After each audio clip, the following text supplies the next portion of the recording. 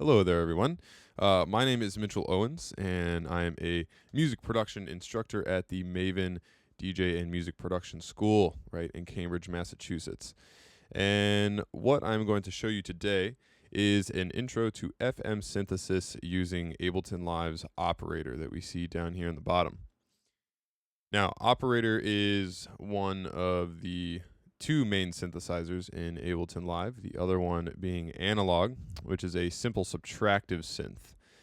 And the big difference here is that operator is known as an FM synth, or a frequency modulating synthesizer.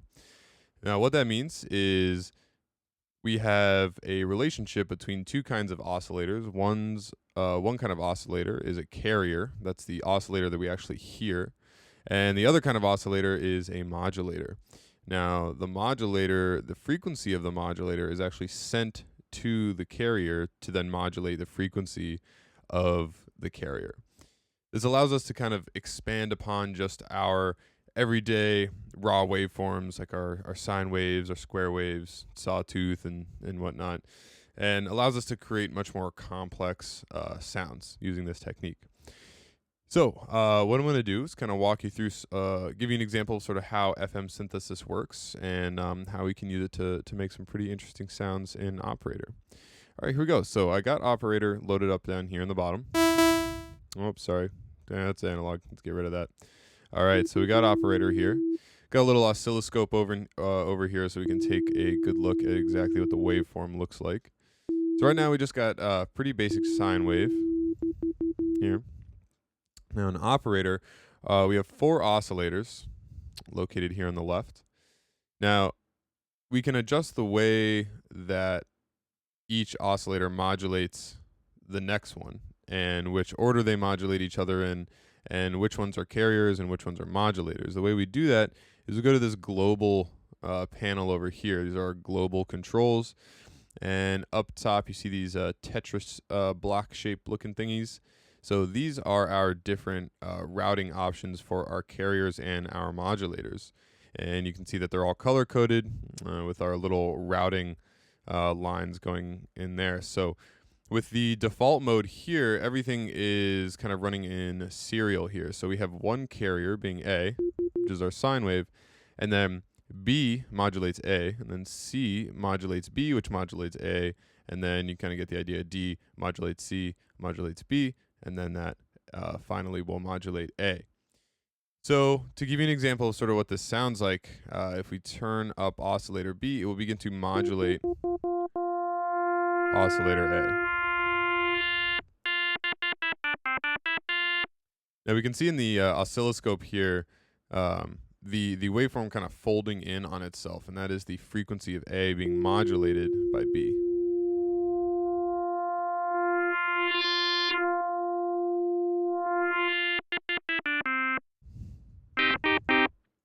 There we go. Now, to give you a more traditional example of exactly what's happening, I am going to place oscillator B in fixed mode. So basically, the mode that it was in previously allows the modulator's frequency to change relative to the frequency of A, meaning that if I play A440, B follows along and plays the same frequency, but then modulates oscillator A with the same frequency. When we're not in fixed mode, we can adjust the frequency by using this multiplier. So this isn't necessarily like how many octaves up or down the frequency is. It's actually multiplying the frequency. So right now it'd be the same. The modulating oscillator is oscillating at the same frequency as A. If I put it up to 2, it's double the frequency, effectively making it an octave higher. And if I put it on 3, so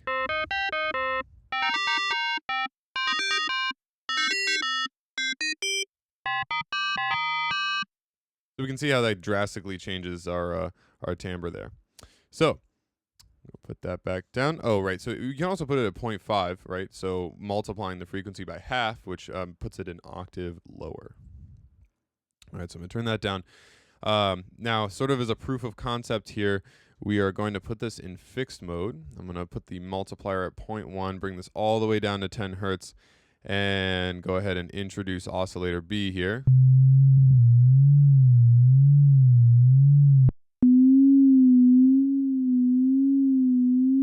So what we're hearing is B essentially acting as an LFO on the frequency of A, right? So it's 10 hertz being multiplied by 0.1, right? So making it 1 hertz. So it's modulating the frequency of A at a cycle of 1 cycle per second.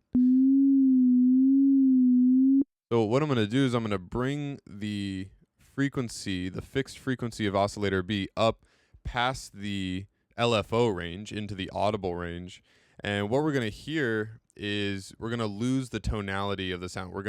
It's going to be modulating it so fast that we can't actually isolate the actual modulation of the frequency. We can't actually hear that increase and decrease of frequency over time. And it's going to start to create an atonal timbre, an atonal sound, since the frequency is fixed. So let me give you an example here. So I'm going to slowly bring up the frequency of B.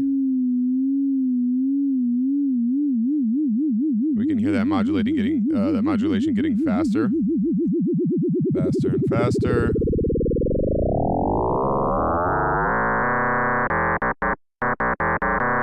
And there we go. So now we are into the audible range here, where we can no longer actually hear that modulation in frequency, and it's modulating it so fast that we get a timbre, sort of a metallic, kind of a clangorous sort of timbre here.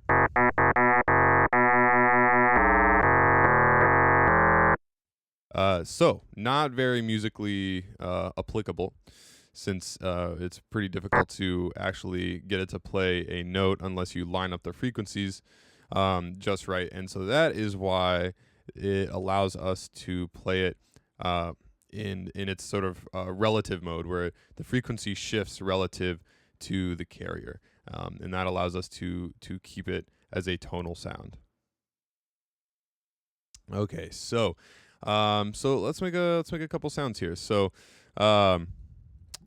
in operator here, when we select each oscillator, we get a series of controls. So under wave, we have a few different sine waves, a bunch of different saw waves, square waves, triangle, and some loop. And then we can also make user-defined waveforms where we can actually pencil in the harmonics that we would like to get in the sound. Let's do something like that. But we are just going to start pretty simple with a sine wave, and go ahead and turn up oscillator B here.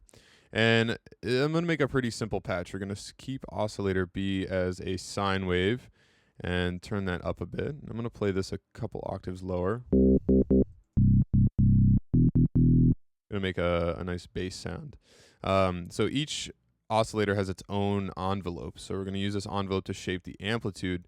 Now, when we adjust the envelope for a modulator, it's adjusting the level of modulation over time. So when I make a percussive envelope like this, oscillator B starts by fully modulating oscillator A, and then the modulation level decays over time, like so.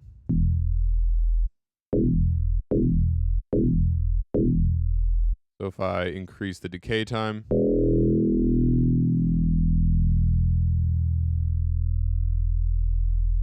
we then hear that shift in the level of modulation. So if I make it pretty short,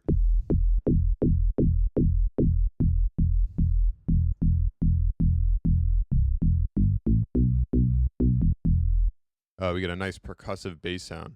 What I can do is then I can adjust the coarse frequency.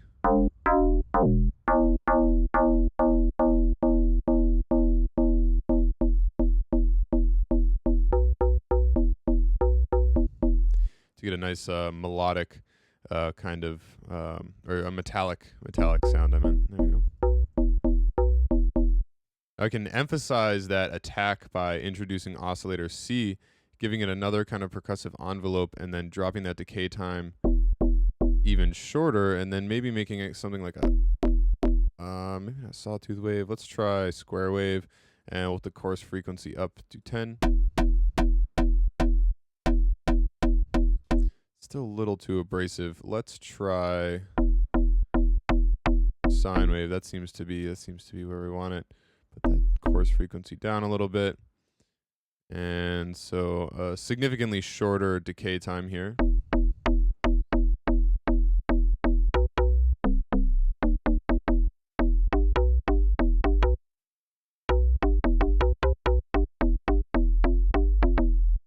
There we go.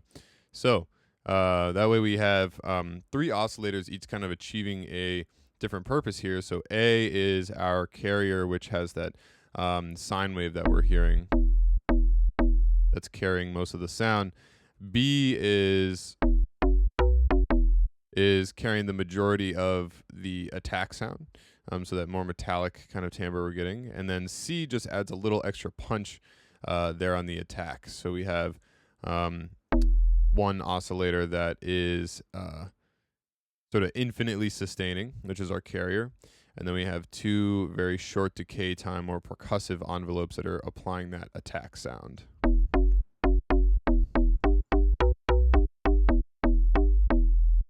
There you go. There's a simple example there of a bass sound that you can make with an FM synth that's relatively easy. Cool. So what I'm going to do now is just open up a default operator here, and let's see what else we can make. So I'm going to change the routing here. There we go. All right. So what this is, A and C are our carriers, and B and D are our modulators. So A is getting modulated by B, and C is getting modulated by D. So with A, I'm going to switch this to a Sawtooth, and I'm going to go up a couple octaves here.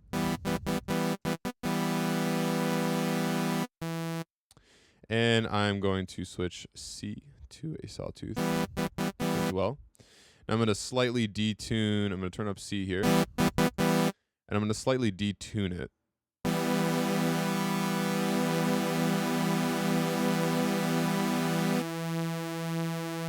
So you can see in the oscilloscope, it creates this sort of chorusing or phasing effect. Since one oscillator is going slightly faster than the other, they kind of line up and pass each other sort of over and over again. So okay, sort of simulates it being a much more lush, fuller sound.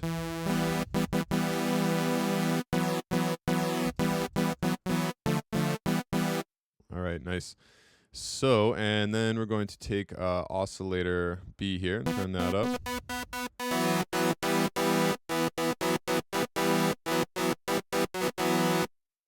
And turn that up, and let's experiment here with a few different waveforms. There's square. Now, square 8 means it has a lower number. It has 8 harmonics there. Goes to 64, and then square D would be all of the harmonics.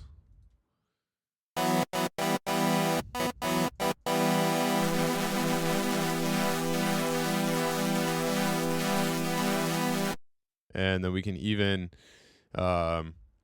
adjust the fine frequency of that to create even more motion within the sound. And all right, so let's go ahead and introduce oscillator D. And now the oscillator D, what I'm going to do is I'm going to create a nice percussive envelope, and I'm going to loop the envelope on beat mode here. And let's experiment a little bit with this beat mode here. So I'm going to place these oscillators on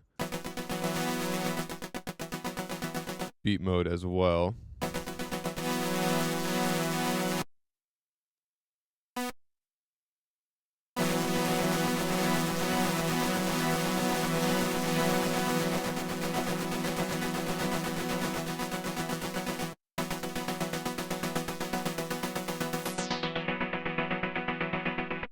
There we go. So by placing these oscillators here on beat mode, we get more of a rhythmic effect with this instrument here. So the loop mode is pretty powerful. Beat mode is definitely by far my favorite, where we can apply a musical subdivision here to the repetition of the envelope, almost acting as if it was like an LFO on the amplitude there.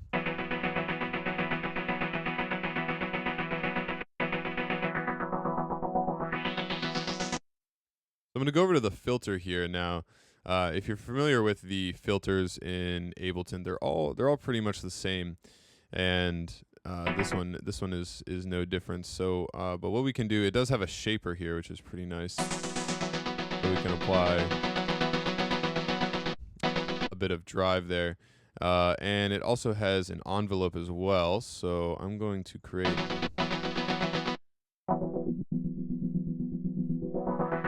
more of a swelling envelope. So in order to enable the envelope, we'll take the percentage here and turn that up.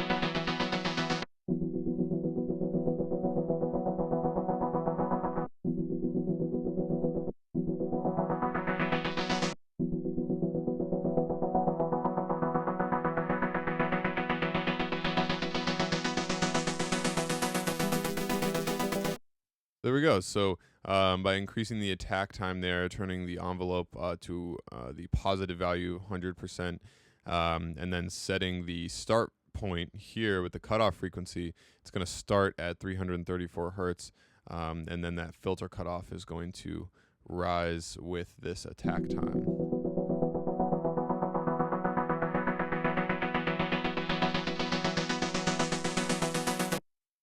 And lastly here, we can turn up spread. Spread's pretty nice. Just creates, it's a stereo widening effect. Getting a much more lush sound here.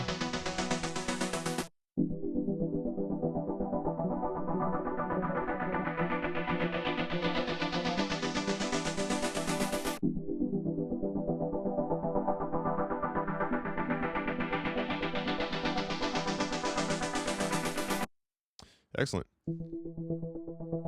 Another little trick that we can do, a little kind of unrelated to operator here, but we'll drop in chord, and I'm just going to make a minor 7, 9. And then I'm going to turn glide on, and what I'm going to do is I'm going to shift this to, let's see, just need 4 there. Actually, no, I'm sorry. 5.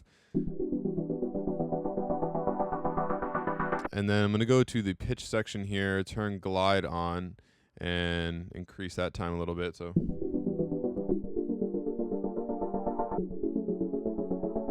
going to go back to the envelope, and I'm going to turn that attack time down a little bit.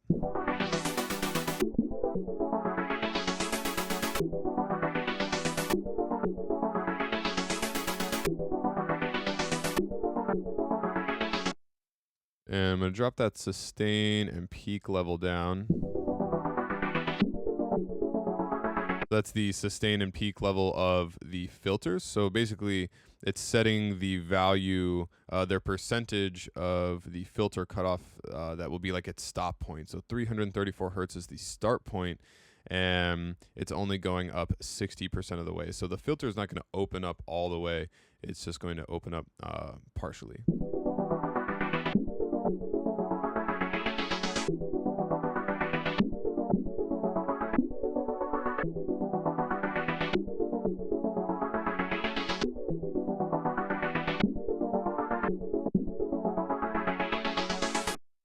There you go. There's a couple different sounds there you can make with operator. One that more kind of metallic, attacky, kind of deep house bass, and this one, this nice kind of filtered, swelling, rhythmic pad. And then to further experiment, I mean, once you kind of create a sound, sometimes it's fun to just switch the algorithm here, or the routing preset, just to see what kind of results you get.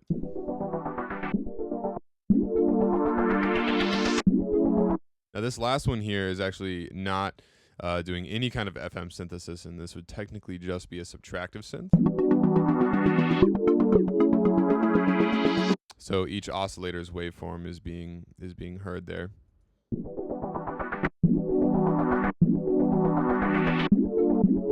Kinda like that one there.